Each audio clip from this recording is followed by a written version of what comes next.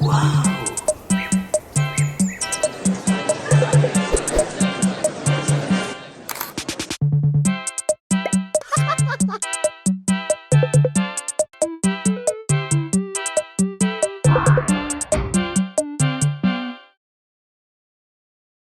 va appliquer cette théorie de la physionomie évolutionniste que connaît fort bien Degas. Mon premier s'appelle la physionomie.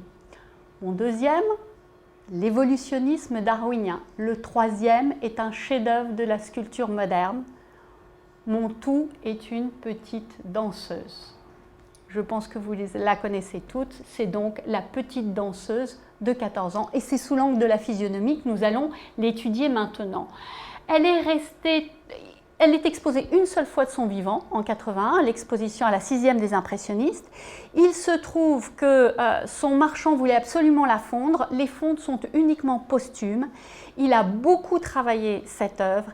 Il était extrêmement ambitieux et pourtant il la conserve toute sa vie dans son atelier. Voici une photo qui date de 1918. Elle est encore dans son atelier alors qu'il est mort un an auparavant. Donc elle ne sera jamais fondue. En général, sauf aller à Washington, vous verrez les versions bronze.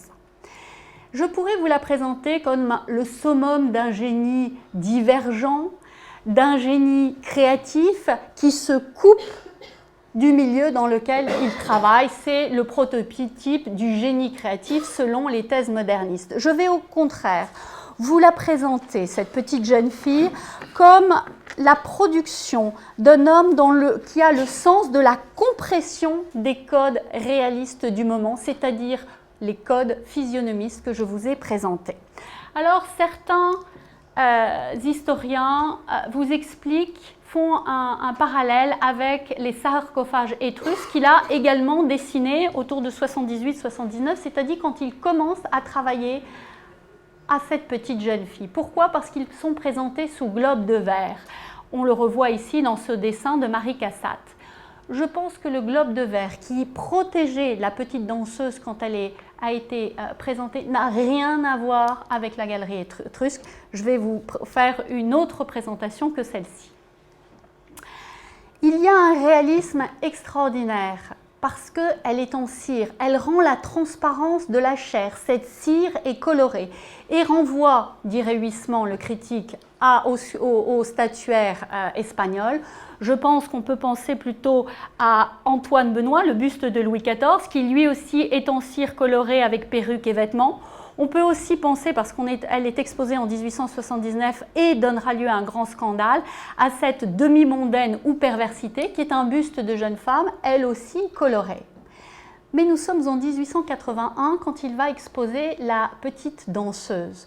Or, un an plus tard, va être ouverte un musée que vous connaissez tous, c'est le musée Grévin à Paris, du nom du sculpteur à qui sont commandées ces figures en taille réelle. Elles sont faites de cire également. Donc, on est dans cette recherche de réalisme extrême et M. Degas connaissait certainement l'équivalent du musée Grévin, qui est le musée Tussaud à Londres. Donc, on est dans une recherche finalement d'un ultra-réalisme que j'appellerais sensationnaliste, excusez-moi. Donc, cette petite jeune fille se trouve être en cire, donc je dirais sensationnaliste. Deux, elle est habillée. Il y a une recherche de réalisme, alors que si vous aviez une jeune fille en bronze avec un tutu en bronze, vous n'auriez pas du tout le même effet. Elle est habillée d'un tutu, celui-ci est plus récent et plus court, d'un corset, de petits chaussons. Elle avait également autour de cou, semble-t-il, selon Huysmans, un ruban, un autre dans les cheveux. On n'est pas toujours d'accord sur les couleurs, il y en a qui parlent de jaune, d'autres de vert, et surtout d'une perruque faite avec des cheveux humains. Dans les notes toujours de Degas, il y en avait beaucoup, il fait référence à une accessoriste de poupées du nom de Madame Cousset, ce qui laisse supposer que c'est chez les accessoristes de poupées qu'il a habillé sa petite statue de 99 cm. Alors oui, je vais vous la comparer à une poupée, par exemple les bébés de Jules Steiner, qui étaient des prouesses technologiques parce qu'elles commençaient à marcher ou à parler et qu'elles aussi étaient présentées sous un globe de verre, comme notre petite danseuse. Et j'ajouterai que l'une comme l'autre sont colorées, des porcelaines d'un côté, la cire de l'autre, et les deux sont habillées. Donc le parallèle est réel. Et pourtant, regardez ce critique, un artiste vulgaire eût fait de cette danseuse une poupée. Monsieur Degas en a fait une œuvre de forte saveur, je ne suis pas sûre que ce soit la meilleure des saveurs possibles, de science exacte sous une forme vraiment originale, et c'est cette science que nous allons essayer de découvrir. En fait, il y a une chose fondamentale qui fait qu'on ne peut pas avoir de poupée, c'est la saleté de la cire. Les critiques diront, ils parlent de cette jeune fille, les petites apprenties de la salle de danse n'ont jamais entendu parler de l'art naïf qui consiste à se laver. Donc, elle a la peau rugueuse et on trouve qu'elle ne se lave pas.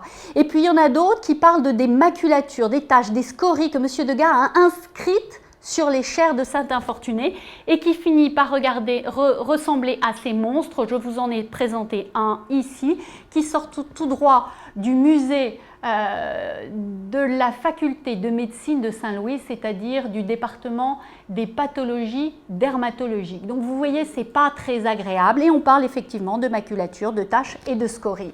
Donc la poupée, oui, mais c'est insuffisant, on va parler de science. La question est de savoir de quelle science il s'agit. Puisque l'une comme l'autre, je vous disais, la poupée comme elle partage la science, mais ce n'est pas la même science. L'autre, c'est la mécanique de la marche et du parler. La science de celle-ci est d'un tout autre ordre. Il y a Élie Demont qui nous dit la chose suivante, je vous cite les critiques. Votre rat d'opéra tient du singe, tiens alors voilà, de l'aztèque et de l'avorton. Henri Trianon dit elle a sa place dans un petit musée de zoologie, d'anthropologie ou de physiologie. Si vous aviez voulu vous concentrer sur un darwinisme et la sélection, tant qu'à faire sélectionner le beau plutôt que l'atavique. Donc on sent le darwinisme là-dedans, on sent l'atavique, on sent le zoologique. Et puis il y a la comtesse Louise qui ajoute « La chose, m'a-t-on assuré, doit être transportée plus tard au musée du Puitran ». Alors je ne sais pas si vous avez été au musée du Puitran, mais je vais vous y emmener. Le voilà, le musée du Puitran. Vous avez des monstres, des petits squelettes qui sont eux aussi sous le même globe de verre. Je ne sais pas si vous réalisez, mais notre petite jeune fille fait 99 cm, mais parfaitement réaliste, par le vêtement, par les cheveux, par les chaussons. Donc quelque chose, elle a quelque chose de taré, elle a quelque chose d'un avorton. Quand on traite aujourd'hui encore espèce d'avorton, ça veut dire qu'il est trop petit, qu'il est déformé, qu'il est dégénéré. Eh bien, non seulement vous avez ces squelettes sous des globes de verre, mais vous avez également les avortons que voici, qui baignent dans du liquide. Et le même Élie Dumont disait qu'à propos de cette petite jeune fille, s'il eût été plus petit, il eût été conservé dans un vase d'alcool. Les voilà, nos petits profils conservés dans des vases d'alcool. Alors je récapitule. Notre petite danseuse tient de la curiosité de foire, c'est un objet scientifique et on avait appris cela en la comparant à la poupée. Et puis je vous ai dit non, elle est trop laide pour rester dans la logique de la poupée. Je vous ai montré ensuite que c'était effectivement un objet scientifique mais qui relevait plutôt des avortons et autres pathologies anatomiques présentées au musée du Puitran. Donc c'est un objet atavique et un avorton. Ce que vous ne savez peut-être pas, c'est que dans ce même musée, vous avez aussi des cires des criminels les plus connus. Et donc, il y a quelque chose en commun avec ces fameux spécimens de pathologie anatomique de criminels. Alors vous allez me dire quel est le rapport avec une pathologie et une tête de criminel. Eh bien, ce lien s'appelle le morphotype du criminel. Et le morphotype du criminel est parfaitement dans l'esprit de Degas. Degas, à la 5e des impressionnistes, c'est-à-dire à l'exposition des impressionnistes antérieures, était déjà inscrit sur le catalogue d'exposition par Caillebotte avec sa jeune petite danseuse de 14 ans. Elle n'apparaîtra jamais, il n'avait présenté, je crois alors, que le globe vide. En 1881, il réitère. L'exposition ouvre un 2 avril. Le 2 avril, il n'y a toujours pas la petite statue, il n'y a que le globe vide jusqu'au 16 avril. Le 16 avril, elle arrive enfin, d'où les critiques. Mais à la place et à côté, plus exactement, il avait présenté 2 pastels, ceux de ces physionomies de criminels, un certain Abadi, Knoblauch ou Kyrial. Les historiens ne sont pas toujours tout à fait d'accord.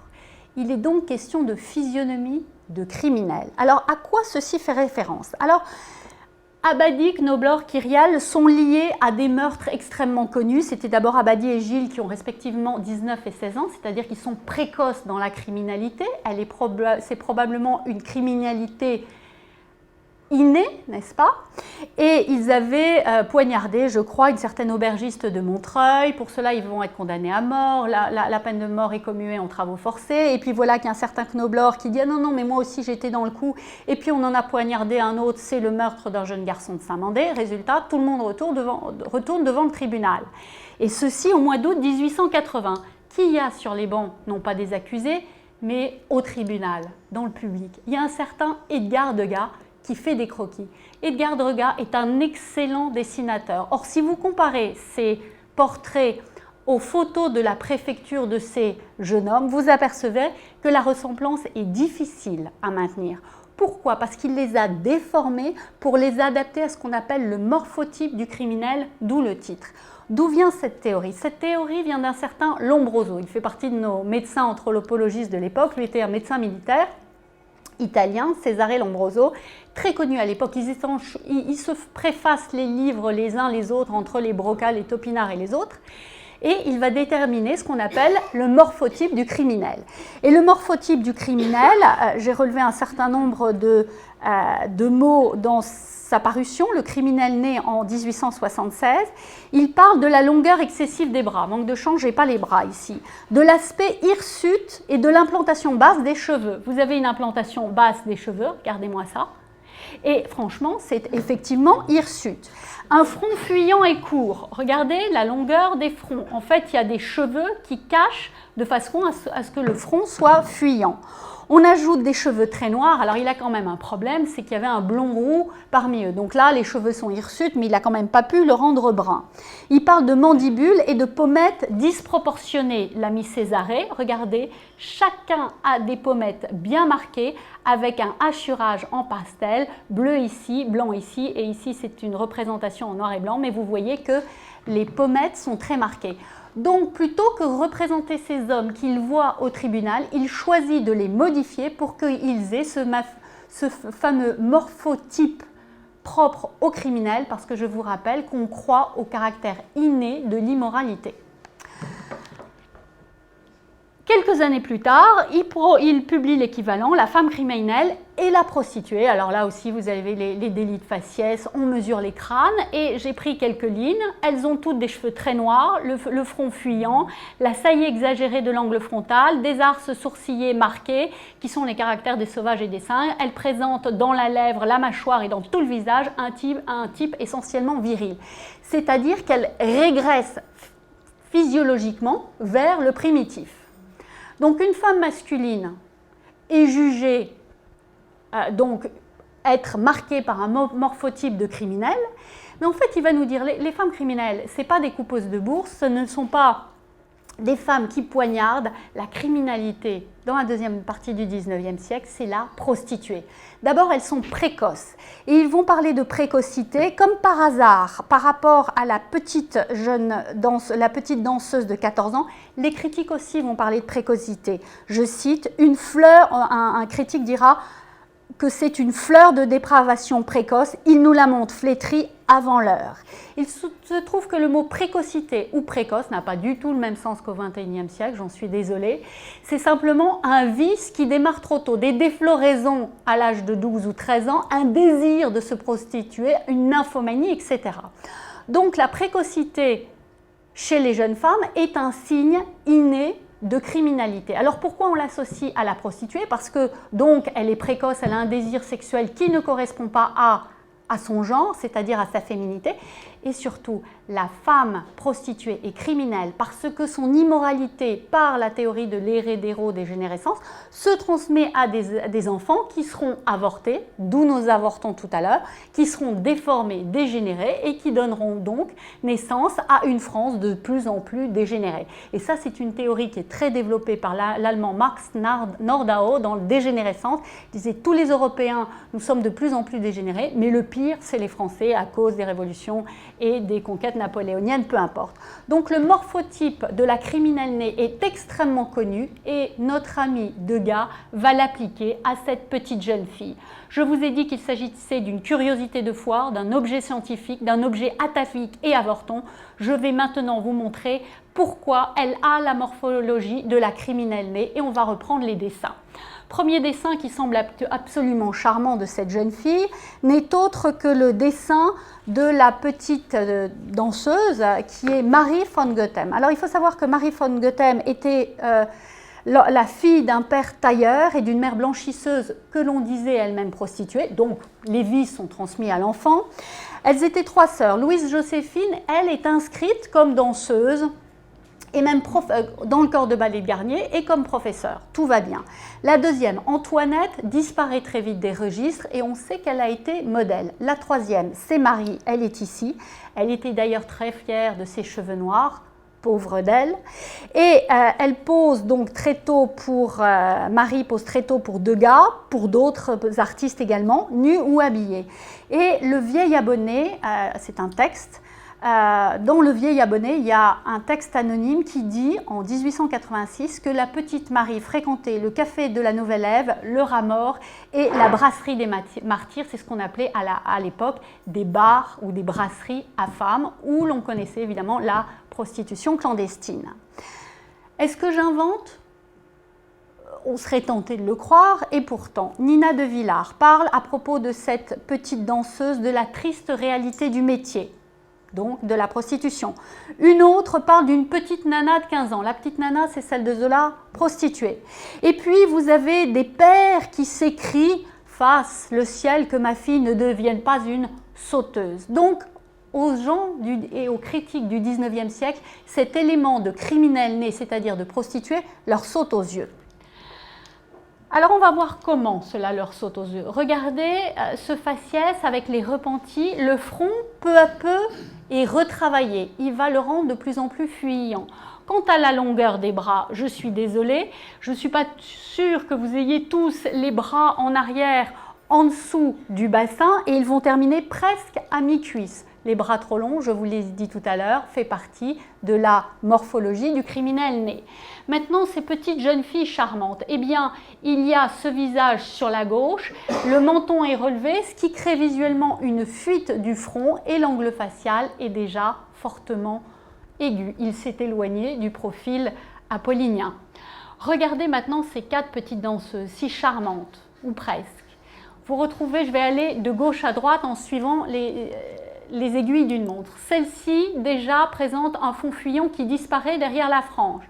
Celle-ci, une asymétrie crânienne qui, selon Gall, marque finalement une tare. Elle est atavique parce que c'est la partie du lobe gauche, c'est-à-dire animale, qui s'est développée. Si elle est plus animale, on est reparti à notre régression. Quant à la troisième, son museau est plus marqué, ainsi que, sa mâchoire est en avant, ainsi que son arcade sourcilière. Et il y a un autre critique qui nous dit redoutable. Elle avance avec une bestiale effronterie, ou plutôt son museau. Elle avance son museau. Et le mot ici est tout à fait à sa place, car cette pauvre fillette est un rat. Commencez, vous connaissez l'expression, les petits rats de l'opéra. On continue. Dans la version dont nous ne disposons aujourd'hui plus que de la version en bronze, il y a la maquette nue de cette petite jeune fille. Vous voyez que le front a été, que le menton a été relevé, ce qui crée une fuite du front. Comment on le voit? Parce qu'il y a des stries dans le cou. Une fois que la cire a été sèche, Degas a relevé le cou et donc la cire s'est striée. Et nous aboutissons donc à une petite jeune fille avec un angle facial aigu. Je continue. Si vous regardez maintenant sur des versions en bronze sur lesquelles nous pouvons voir les saillies du visage grâce aux réflexions de la lumière sur le bronze, vous remarquerez des pommettes saillantes, un menton avancé. Si bien que l'angle facial de cette jeune fille mesurée est autour de 45 degrés, c'est-à-dire plus aigu encore que l'orang-outan. On n'est pas encore au niveau du batracien, mais on n'en est plus très loin. Et vous remarquez que la ligne supérieure formée par l'angle facial passe du front à la crête du crâne. Et ceci correspond exactement au profil décrit par Cesare Lombroso dans sa planche 4, dans son fameux criminel né. On continue. Tout à l'heure, je vous ai dit que M. Élie Demont parlait d'un rat d'opéra qui tient du singe, on a compris pourquoi, c'était l'angle facial, de l'avorton, on a compris pourquoi, mais il disait aussi de l'aztèque. Eh bien, il y avait deux aztèques qui circulaient dans ce qu'on appelait les zoos humains à l'époque, entre l'équipe de Darwin et l'équipe de Broca de l'autre côté. C'est un petit bonhomme et une petite dame qui sont mariés entre-temps, parce qu'ils ont vécu longtemps en Europe, qui mesuraient respectivement, nous dit le journal illustré, 92 et 85 cm. Et il ajoute, sont-ce des êtres transitoires entre le singe et l'homme? Des monstruosités, on parle de leur tête avortée, de leur peau bistre et foncée. Donc la peau bistre et foncée les rapproche déjà des nègres, des races inférieures, donc elles sont déjà plus proches des races, des primates, mais il faut ajouter à cela que le front est fuyant, etc. D'où la comparaison entre l'aztèque et la petite jeune fille. Et cette photo est reprise dans la nature, lue certainement par l'ami de Degas, le comte Lepic. Et là, on parle de son front fuyant, tel qu'on les voit sur les bas-reliefs aztèques, de la chevelure abondante et noire, etc., etc. Je récapitule donc. Vous aviez au départ une charmante jeune fille, et puis la tête a été poussée en arrière, et on note la protrusion de la mâchoire. Derrière, un angle facial de plus en plus aigu, une asymétrie crânienne. Vient ensuite une arcade sourcilière marquée, une bouche avancée. Vous avez ici tous les traits, ce code que l'on peut nous aussi aujourd'hui déchiffrer quand on le redécouvre, qui permet de dénoncer le monstre dans cette charmante petite jeune fille. On comprendra désormais mieux les critiques. On parlait d'une instructive laideur d'un visage où tous les vices impriment leurs détestables promesses. C'est grâce à ce nouveau code que l'on découvre aujourd'hui que nous pouvons enfin déchiffrer la laideur de cette charmante petite danseuse de 14 ans.